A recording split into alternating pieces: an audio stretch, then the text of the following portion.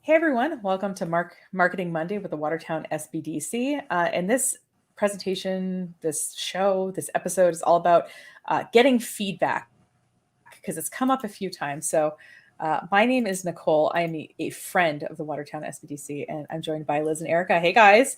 Hey. Hi, Nicole. Happy Monday. Happy Monday.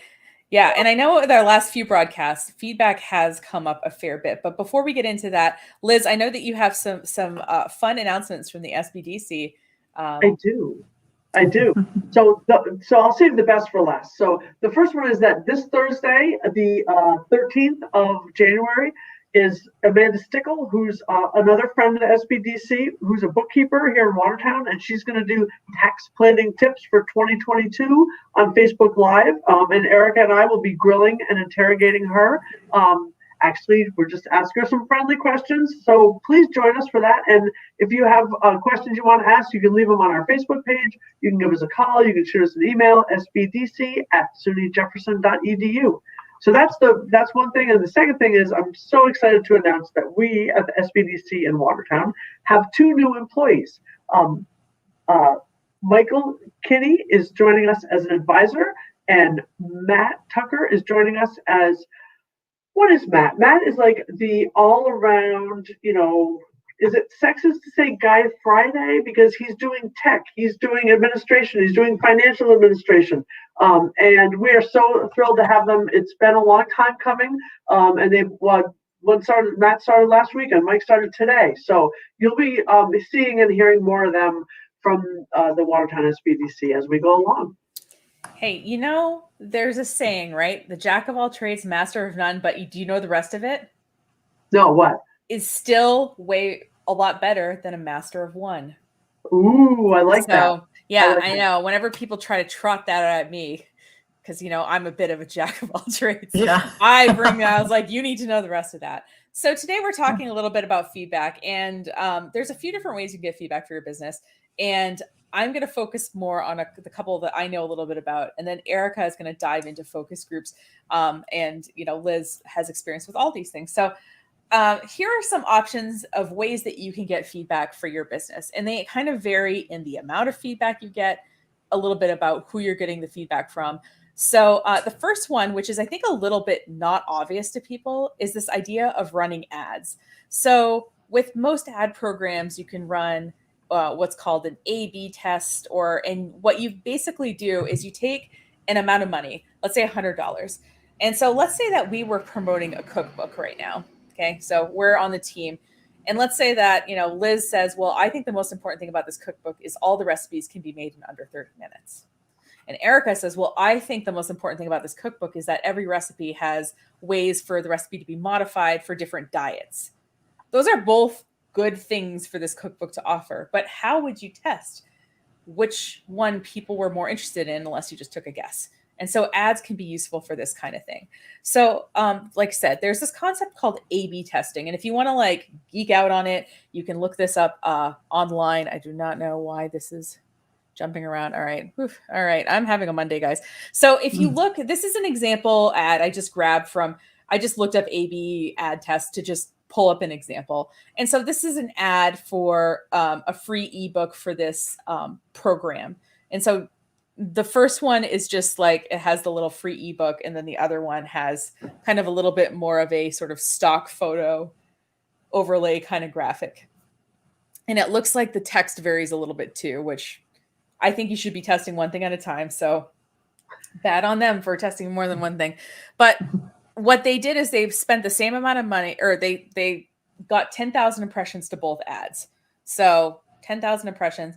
And if we look, the ad that I think looks nicer cost almost twice, cost 75%, was 75% higher than this more kind of simplified free ebook one. So it just goes to show you that just because something looks nice does not mean it performs better. So you can use ads on these different platforms. And if you basically just try to get the same amount of views or spend the same amount of money to both kind of ad sets, you can test things like messaging. So for me, a good ad set is just testing one thing at a time, because otherwise, if something does well, you can't be like, oh, was it this or this, right? So you're either testing an audience, you're testing a certain message. So whether it's a headline or, or a descriptive text or whatever, or the creative, which is the visual, whether it's a still image or a video. And the thing is, when you're running this kind of test, the audience doesn't know they're being tested, right?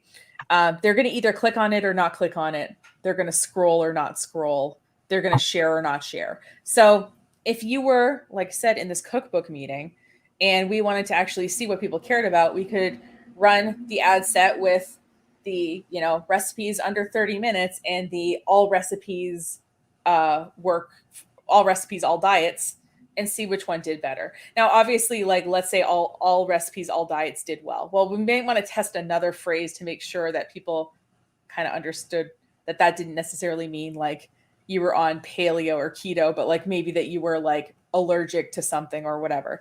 So ads are good because people don't really, it's a good way to test without doing a big, long thing. You can just sort of settle is it this or this by running an ad. Hey, Nicole. Yeah. I just wanted to say, so, even the cookbook example is great, but even think of, if you are a lawn service, try it with a picture of your tractor, try it with a picture of the freshly mowed lawn and see what happens. If you're a dog groomer, you can show your pretty spa with its tiling, or you can show the dog with her little bow on and, the whole shooting match to show the end result. So think about, showing the tools, showing in-process work, and showing end result, and compare and contrast from there. So it can be as simple as, I think you use that word impression, meaning a picture or an image, or it can be much more in-depth, like, studying the types of diets that people click on. Ooh, paleo. Ooh, that sounds trendy. So this can be scaled really to any size business or any type of business.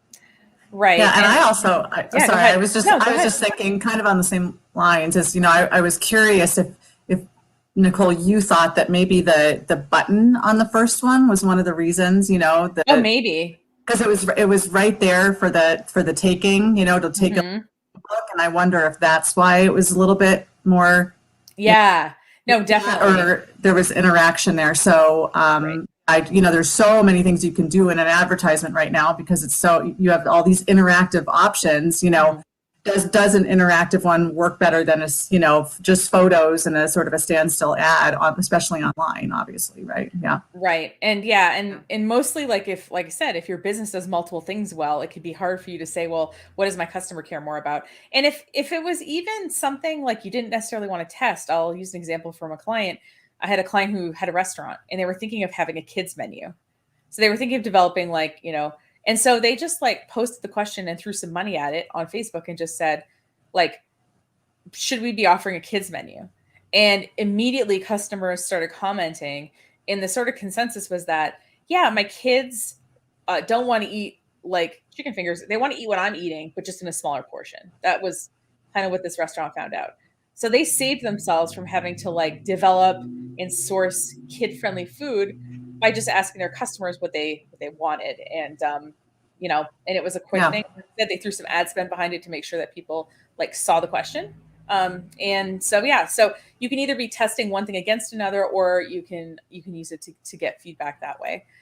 If you want it a little bit more qualitative. Yeah. And the second thing, which is a little bit more in depth, obviously, than clicking on something or not clicking on something or writing a sentence as a comment underneath an ad, is a survey where you ask specific people specific questions, right? And the idea is, online, there's tons of them. There's like SurveyMonkey, there's Google Forms. I think there's other like free options. What do you guys use at the SBDC for your form stuff? Do you have a specific software, or do you just? I've used SurveyMonkey before, and it works out pretty well. Yeah. Yeah. And obviously if and I just pulled up a couple of examples. If you're going to ask a survey, it's ideally people who are a little bit invested in you, right? So, whoa, SurveyMonkey. Yeah, no, I know that you make design decisions within this, but this is a vet clinic survey, where you greeted promptly and politely, how did all these things go? And it's a series of questions. And this feels a little bit long, but if this was my veterinary provider, maybe I would feel invested in answering these questions. And then I found another one on a hair, a salon website. and this one's vertical response. And I know that vertical response is not free, but if you're using it for something else, I like that it tells you we're on page 2 of 4. So you're like, okay, like you sort of, that's a lot of questions. Mhm. A lot Yeah. of questions. So I would say that like you have to balance this, like, what do I want feedback on with, like, this person may like me, but may not want to spend 45 minutes answering questions about my business. Like, Yeah. Right. Um, Right.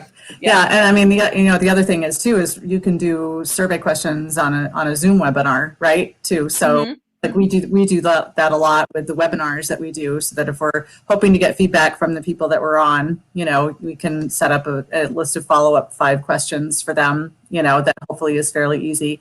I know that when I've worked with SurveyMonkey before, that I don't know if it's still like this because this was a couple years ago, but you could have like a free subscription if you did 10 or less questions or something like that. They kind of set it up that way. And I think that's like kind of a cool thing, because a lot of times you don't want more of the questions than that. You want to keep it tight, so that people get through it and actually submit. So Right. Do you want people to answer it? Don't make it onerous or arduous, or don't make them, you don't want them quitting in the middle, right? That's the last thing you want. So if you're Yeah. getting a lot of that, it looks like they answered 4 questions, and then I said, wait, there's 16 more. I'm out. So be very mindful. And we also talked about earlier about an incentive. How are you incentivizing this person to answer your survey? You may not be, maybe a hearty handshake and a thank you, but there is when you go to a large chain store and they say, circle the thing for you, fill out our survey for a chance to win a $500 gift card. Maybe you're the kind of person who's motivated by that, maybe not, but you have to weigh all these things when you're considering creating a survey. If you're going to use it, if you're going to create one, make sure that you're at least employing a few scientific and objective features in it, so that it's not a self-reinforcing circle. When I was getting my teaching certification, when I thought I was going to be a high school science teacher, I had to take like 8 or 10 classes, but one of them was all about assessment. And so there is kind of definitely an art to this, but I will say it seems like there's a lot of resources out there. I was just looking for example surveys, and what I kept finding was, oh, here are questions you should ask on your survey if you're a salon, or here's some questions. And at the very least, like, I'm not saying you have to go by those word for word, but it might give you some good kind of suggestions. And then the other thing I will say is I did run a survey when I was looking to open my first co-working space. This is like almost 7 years ago. So in my local community, I basically asked 3 questions, and I just put it out. I put it onto like tons of Facebook groups and stuff. I said, are you looking for a place to work outside of the home?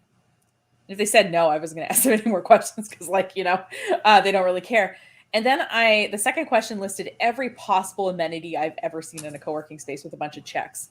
Everything from like ocean views to childcare to like,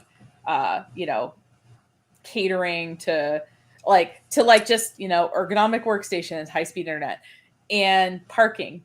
And then the third question was, how much are you willing to pay to access this? And I left it like as a blank thing, because I didn't want them to pick, and so I put example, X dollars per day or X dollars per month, or, and I just like wanted to see what answers that I got, to just see if people were willing to. I mean, obviously we all want to pay nothing. I get it. but I got some really interesting answers, and like the kind of findings were that people they wanted 4 things. They wanted walking distance of downtown, high-speed internet, parking, and the ability to take their dog to work. Those are the 4 things they wanted. And they were willing to pay a little bit below what I would have to charge, but they were at least in the ballpark. So I was like, okay, then let's go ahead and do some further study on this concept. But it was a way super good to know, right? Right. Well, it was just like Yeah. before I spend like thousands of dollars and like a lot of my time developing this thing, I just wanted to see if there was even a need for it. And of course I knew if I just asked my friends, they'd be like, oh yeah, Nicole, it's a great idea. But I didn't want a bunch of yes people. And I did have people, and I did leave an optional. There was a 4th thing. It was an optional, like, text box, like anything else we should know or whatever. A couple people were like, this is the dumbest idea I've ever heard of. And it was like, all right. And so you will get some of that, but at the same time, I got the amount of good feedback I got outweighed the "this is a dumb idea, it'll never work" that I got from a couple of people. So yeah, and I also just way back in 2003 when I was doing my market research and my business plan for my bookstore coffee house, and nobody has to do it like this anymore, thank God. But I put out a survey. It was like a two-sided bright yellow on a bright yellow piece of paper, and I sent it to everybody in my community. I was shocked by the response, and I still have those surveys to this day because I don't know how. I mean, it was probably sent out to like 5,000 people. We're a small town, and I don't know. I didn't get 10% back, but I think it just goes to show, especially when you have you're really wondering about viability of a new product or service or store or restaurant, that feedback is just priceless. And again, now you don't have to mail those out, and spend that kind of money. So it's, you really can't go without it. It's so important. It really is. That this brings to mind, Erica. Yeah. So it doesn't just have to be about new products or services. You can reinforce things. You can use, I hate to say leverage, but I'm going to say leverage. Say if, you send out a survey about enough parking at your business, and you can show that to your landlord and say, see, people want more parking on this side of the street. You can show it. That happened. Right. Exactly. That happened. I used that with the town. Yes. And I said, see, they want these spaces, yeah. So don't just think of this in terms of your goods or services. It can be used as leverage, and there's a positive connotation there somewhere if you can find it for your partner, or if you're saying we need to offer Thai food on Wednesdays, and your business partner is saying we can never do Thai food. Throw out a survey, see what people think. Feedback is a gift, and it's really important that you view it that way and not be defensive, not be upset. You're asking for it, so be prepared for what you get back. Well, and with all of these things we're talking about today, we're not just being like, give me feedback on my business. We're like asking them specific questions, because we all know if you just asked open-ended questions, like you wouldn't necessarily get the kind of data or information that you could really act on. So, yeah. And, I will say this third option is very intriguing to me. So I'm excited to kind of hear more from Erica about this idea of focus groups. Now I did so this focus groups is this idea that you kind of go deep with a smaller group. And I'll let her talk further about that, but there's definitely tools. Obviously we want to be virtual for now in the use of our tools, because, it's still real out there. So take it away, Erica. Yeah, sure. And, I put together a couple of slides today for this, because I think, one of the biggest reasons is I think people think focus groups and it's like it's intimidating, like, or we don't need to do that, or, this isn't a good option for us. But I think it's really important to think about whether or not, and especially if you're just starting a business, right, where it's really important to get those detailed, and we'll talk about that. It's important to think about these things. So I wanted to give some things to consider and maybe some tips about how to think about running a focus group. So again, they're used for more detailed feedback, right, on a specific service or product. And I do think that they work well, again, with startup, but also if you're thinking about bringing in a new product or, service, or like we were talking about with restaurant and bringing in a new menu or something, focus groups can be super helpful. So again, it's looking for that specific opinions about a new product or service, maybe identifying your customers' needs, right? That tends to be a biggie with the focus group. And then of course, how your product and service can solve those needs. I was hoping to solve the need in our community for a gathering place, not just a bookstore coffee house. And I really wanted to know what people thought about that. How important was that to them? Did they feel like it was missing in our community? Those kinds of things too. So, and it can also be, a focus group that helps you determine, where you're, for instance, your marketing efforts, right? Where your customers prefer to find your products or your services, whether it's, do they, is a brick and mortar the something you really need, or can you really just have an online presence, that kind of thing. With restaurants, you were talking about children's menus, but it also could be something like, oh, so sorry. Let me shut that off. It also could be, you know, how important is takeout still this winter, you know, for you know, your client, your current clients, or, you know, even new customers, that kind of thing. So you really have to think about why you would, you know, want to develop a focus group. You know, what is the purpose and what you're trying to get out of it, and figure out what those answers are. Like Nicole said, we're looking, we're recommending that live chat focus group versus in person right now for obvious reasons. But, you know, I think it's, I just did actually facilitated 4 live focus groups for an organization right when the pandemic was hitting, and it was all online, and it was, you know, and I've done in-person focus groups too, and it really doesn't make a difference. It's real-time discussion, you know, and conversation. And so certainly we can respect everybody's need for, you know, safety, and even provides a little bit more anonymity for people too. And again, it provides the same kind of quick and yet detailed feedback that you need compared to doing it in person too. So Nicole, what's our next slide here? Erica, I just want to say one quick thing before you, is that, you know, you don't need to have everybody have fancy transponders, or, you know, sometimes when you see it, focus groups at TV or the movies, right, it's all like, you know, in this big corporate boardroom, and people have, you know, they're inputting stuff like that. That doesn't have to be how it is. Right. So, you know, it can be as low key and as low tech as you want, but I think preparation is the key. You can't just say, hey, we're going to do one tomorrow at 1 p.m. and just throw it together. So you have to be ready. And you have to be ready as a business owner to hear that feedback. You're going to hear stuff you don't like to hear. So you have to prepare yourself mentally for that.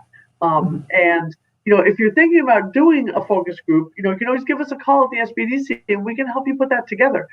We have people who have done these before, including Erica, and we'd be happy to help you figure out what the best bang for your buck is, because it's not something you can just dash off. It does require planning and thought. Yeah. And again, I think that all of that's very true. And I think too that, you know, it makes it easier to be able to do it online, makes it a little less intimidating, you know, because you're not having to worry about where are we doing this, and, you know, it's actually quite a bit easier. So yeah, a little less intimidating. So who do you want at the table, right? Just like Liz was saying, this does take more preparation, right, than just putting a survey and putting it out there to your database. You really want to, you know, you're spending your time doing this. You really want to think about who do you want at the table, identifying your participants. I mean, they could be just your current clients that you want, customers that you want to hear from. It could be a target market that you haven't reached yet, right? But you really got to think about this. You know, maybe you do want to hear from a broader market or your whole community, like I felt that I needed to do, right? And then also, how will you reach them to invite them to participate, right? And I think that kind of depends on the group that you're wanting to get there too. You know, are you going to send out an email to your database? Are you going to use social media? Could you do, you know, simple posts on Facebook and Instagram to say, hey, we're doing this. We're looking for participants for this. You know, would you like to join us? And again, that could be I mean, they are your followers probably that are seeing that, but you got to kind of think about who you're reaching and who you want to be there. Sometimes a personal invite, you know, to existing customers, you know, or clients can make a lot of sense for focus groups. So really highly recommend limiting for each focus group, if you're having more than one, 8 to 10 participants. That seems to be the sweet spot as far as being able to, you know, get a broad opinion from many people, but be able to get into those specifics that I'm going to talk a little bit more about right now, and being able to, you know, really sort of have it more conversational to get into the details about why somebody thinks or believes something, or what's important to them, or what their needs are. So we do recommend over recruiting a bit though, in case some people cancel, because obviously that happens just like everything. But, you know, sending reminders about the focus group and making sure people are on board, and maybe asking them to let you know if they can't make it, and maybe have some other people, you know, in the pipeline to be able to join you sort of last minute. That really helps in these last 4 focus groups that I did a couple of years ago, because we were looking for professionals and business owners to join us to get some feedback, and those people are so busy, right? So thinking about over recruiting a bit. And then offering, a small incentive. It doesn't have to be huge, for their participation, a gift card, something like that, is helpful and will get people there and butts in seats, right, as we say. So, yeah. And as we've been talking about, asking, this is your time. You're putting your effort into this to ask those in-depth questions, and that means a lot of preparation too on this part. Spending that time determining, your specifics about what you need to know from them, and having that list of questions to at least get the conversation started, and focusing those questions on really, getting their opinions about things and asking them to share stories, right? And asking them to expand on those stories and their experience to get that clarification is really important. And, of course, it does take some, facilitating, to go, okay, you might have to say, okay, maybe cut somebody off if their story gets going crazy or something. So it takes some facilitating, maybe not necessarily experience, but, anybody who, and this is the other thing I was going to mention, I think in the third slide is, I think owners, small business owners, they can do their own focus groups. I think it's fine. I think, but you might also want to consider a third party, and a third party doesn't necessarily mean you're hiring a marketing firm or a marketing research firm to do your focus group, although that is an option. If you really need to do one and it's totally intimidating, you might want to check out some resources that way and see, what the cost would be to get a third party involved. But, you might have a staff member who is, had a little experience in this way, or just has ease in facilitating a group conversation, and they might be willing to be there so that you as owner can kind of be on the side and be listening, but not be the direct facilitator. Yeah. All right. So again, these are all just things as far as moderating effectively, right? Giving that time for responses, but knowing, you might have allotted 2 hours for the focus group, so you need to kind of balance that a little bit. Selecting follow-up questions too. What if somebody, answers in this way? What else do I want to know from them, right? And I think loosely following a script is a good way to go here. You're going to have those prepared questions, but things might come up that you don't even expect, right? So it's good to have some flexibility and let things go a little bit as far as where the conversation heads. Using topic guidelines, or like a little mini agenda for participants to follow that you could send to them prior to, so that they can kind of sit and have some time to think about how they want to answer the questions. And again, asking for clarification. These are things like, okay, so you told me that you need this, or that you think this is really important, or that you want to see us provide this kind of service. Why is that important to you? Tell me more. Tell me more. Those are the kinds of really great ways to pose your questions for participants in a focus group. And like I already mentioned, considering a third-party service. So, and just one last thing, and happy to answer any questions, but using photo and video and audio stimuli, we know that this is so important these days. Videos is super helpful for people, and being able to maybe send that, if you have a product video, or maybe a sample menu you could send that you're wondering about, or, anything that you can to send ahead of time so that they have an understanding of, the product and service that you're looking for help on, and that kind of thing can be really, really great for the participants to see beforehand. And if not beforehand, then, just allot some time to be able to show it, during the focus group itself too. And another thing, a few other things that can be really great during the focus group is using polls. They're easy to do on Zoom now. That can kind of give you that, or even a show of hands, right? Can give you sort of a broad perspective of what the group thinks in general, right? But it also can prompt further discussion about a specific topic too. So those are definitely great tools to use during focus groups. So. What's coming up for you guys?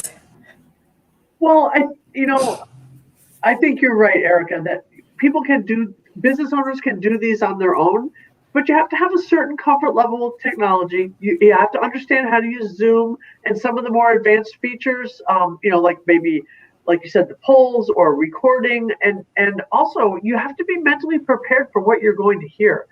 And if you are a person who has a tough time hearing feedback about your business, or who doesn't have a good poker face, Maybe don't be on camera, or maybe watch the recording later. But whatever you're doing, record it so that you can see it again, because it's, good comments. It's very ephemeral. We talk about this all the time. You grab it and it's gone. So record it and watch it again, and deep cleansing breaths. Keep your defensiveness in check. People wouldn't participate if they didn't like your business, your product, your incentive, and if they weren't invested. Because even $25 is not really enough to get somebody to participate for 2 hours if they're an hour, even if they're not already invested. So and I'm so glad you mentioned the recording piece of it, because I didn't, and I think that's really important. You're going to want those detailed without having to transcribe everything or have somebody do that. And also you probably want to get permission from your participants to record too. Right. You need to make sure they understand that. And that's why I say you need to understand Zoom. You may want to be able to have them say, on the little legend when you're on Zoom, which we're not now, but where it says my name, Liz Lonergan, SBDC, it might say participant 3 or participant 14 or whatever. So you can set those things up so that there's true anonymity if that's important to you, or if you think it's important to the people taking the survey, giving you the feedback. So that's why you have to have that comfort level with the technology, and you have to have the comfort level with hearing and receiving the feedback, and not either bursting into tears or stomping out of the room. So you don't even need to be there as a business owner. If you're hiring someone like Nicole to do this for you, or if you have an employee who's skilled, marketing consultant, if you have an employee or a family member, trusted person who can do this, you don't even need to be there. In fact, ask yourself, if there's a recording, do you need to be there? Are you going to be like, oh, and try and get but that night we were shorthanded and explain away, because you're not there to push back. You're there to take in and process. Yeah, right. And I think what you said too, Liz, is that if somebody wants some help with this, that the SBDC is also there to help. Because I had mentioned the marketing firms and the people that normally do this, but there are free resources out here for this stuff. Yes, so, SBDC, SCORE, women's business centers. I'm sure even your local chamber of commerce, give them a call. They may be able to help out. There's a lot of resources out there, and be realistic about what you're trying to do. Don't try to cram 14 topics into one 40-minute session. That's not going to work. So that's really where, maybe using your SBDC advisor or your women's business center advisor who can help you. It's the where are my hands here? Funnel. It's funnel down. Like, these are all the things I want to know. All these huge things, but how many can I really ask? And how do I think about your audience? Don't go from operating hours to menu to services to really be focused and start with a manageable bite. And again, that's that time to really contemplate and think about why you're doing this, what you need out of it, for sure. Yeah. And I will say, and I really agree with Erica, it's hard to sort of be present and to also be the one facilitating it. So I think it is nice to have somebody, I think I ran something, and it was one of those things where I was like, I can't run this and I can record it, but I also can't take good notes. So I actually hired somebody to come in and basically help me physically record it, but also take some notes that we could share with participants too. It wasn't a focus group, but just, I realized that even though I'm pretty good at multitasking and stuff, that I couldn't really be present and be flexible with the situation as a facilitator while also trying to run the tech and take notes and stuff. So it's an important thing to think about. It's nice to have a team. And then, like you said, it doesn't have to be, it could just be somebody that you work well with and you're like, I'll do this and you'll do that. And then the other thing too, is this, if people are watching this thinking I don't really have anything that I could do this on, or I don't have any way I could get feedback on, I will say I did this before my e-commerce site launched. I had it, I called it a usability party. I had, this is pre-COVID, obviously. I got pizzas and beer and people came in, and I had computers set up, and I gave them a task. So I was like, find a gift for your mom, and I had like fake credit cards that they could purchase it, go through the whole process, or find this on the site, or what's, could you find the return policy or whatever, and like, is that, and I had people do it. It was something that would take, between 5 to 10 minutes. And then I sat down with them after and asked them about it. And I got some really good feedback. And I really didn't want to do it because I just spent a fair bit of money and time developing the site. And I almost didn't want to hear it. But I also understood that, like, if I launched this site without any kind of feedback from anybody that wasn't me or the co-developer, that it probably wasn't going to be that great. Yeah, fantastic example. Like that. Yeah, I think that's so. Thinking about that was for your website. That wasn't a product or service. It was how your website functioned. So it's like, what do you need to know? And I think a lot of people probably during the pandemic like pivoted toward either online ordering or an online store, and maybe things worked really great for a while and they kind of petered off or something like that. It might be time. It was one thing. We all put solutions in place, and we're like, okay, now we have something. But now, 2022 might be the year of improving the thing that you thought was going to be maybe temporary, but maybe isn't going to be temporary anymore. So you might want to, get some feedback on your e-commerce store. It could also be about like, if, get out of this pandemic, especially about, what kind of events are people looking for?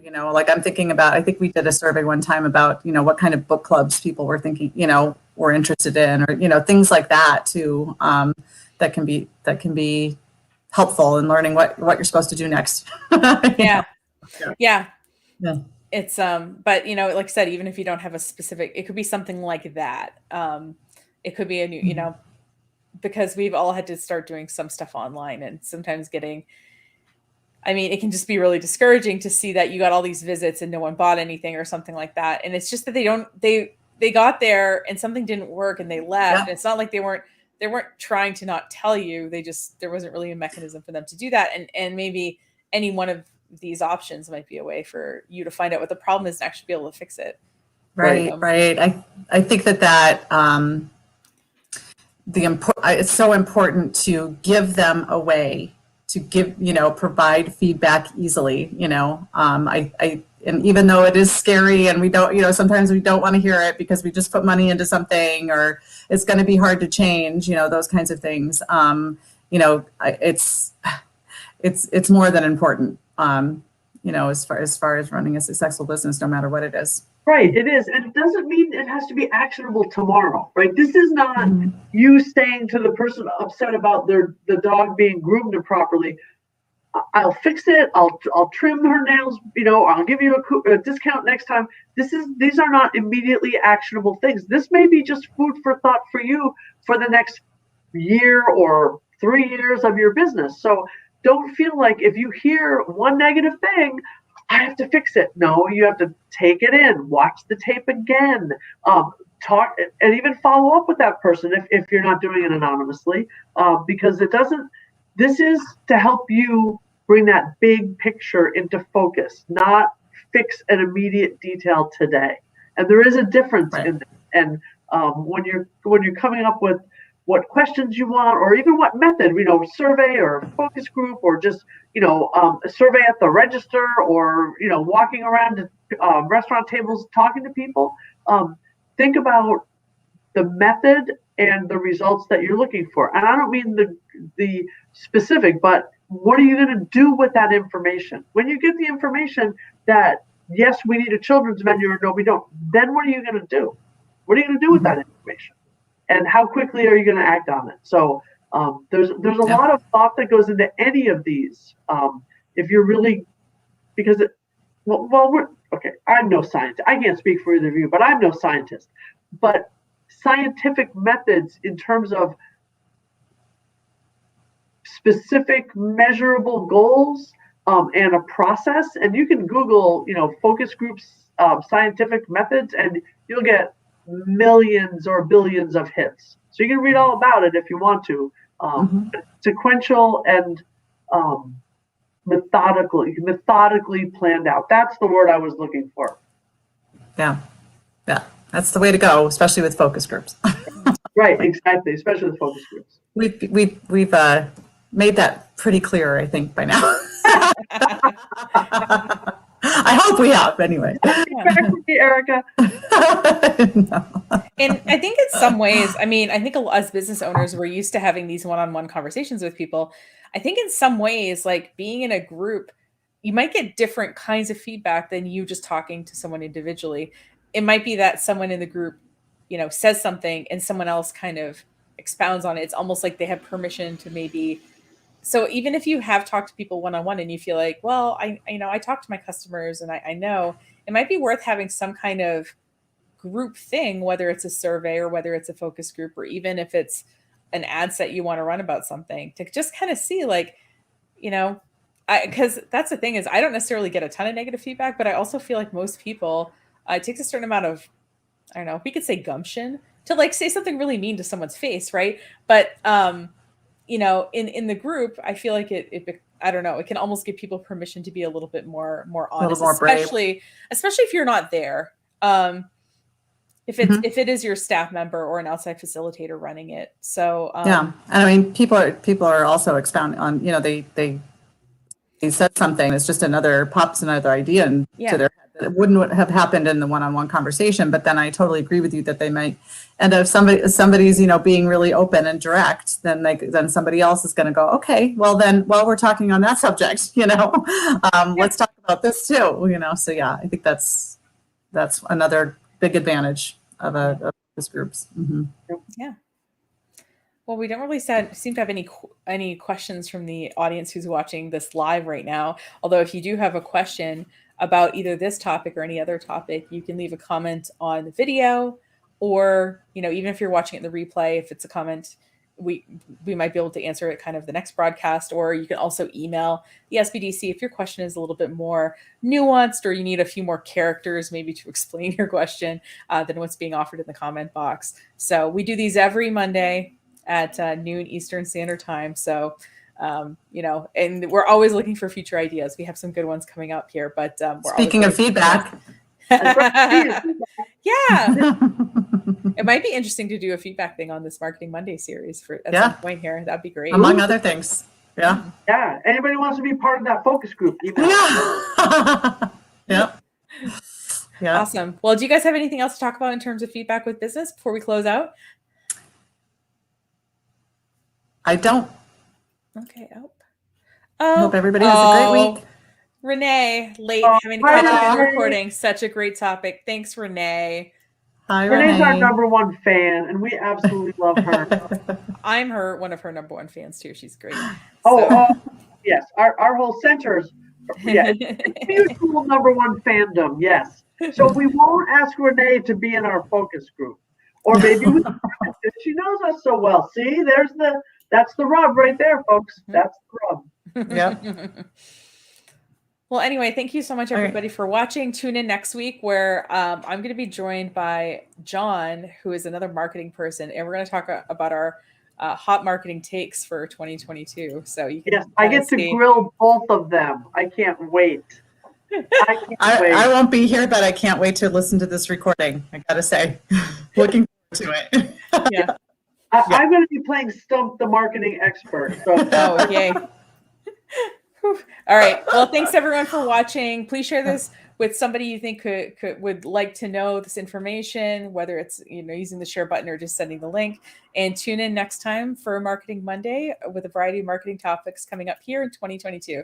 Have a great week. Thanks. See you next week. Healthy, everybody. Thanks, Nicole. Take care. Bye. Bye.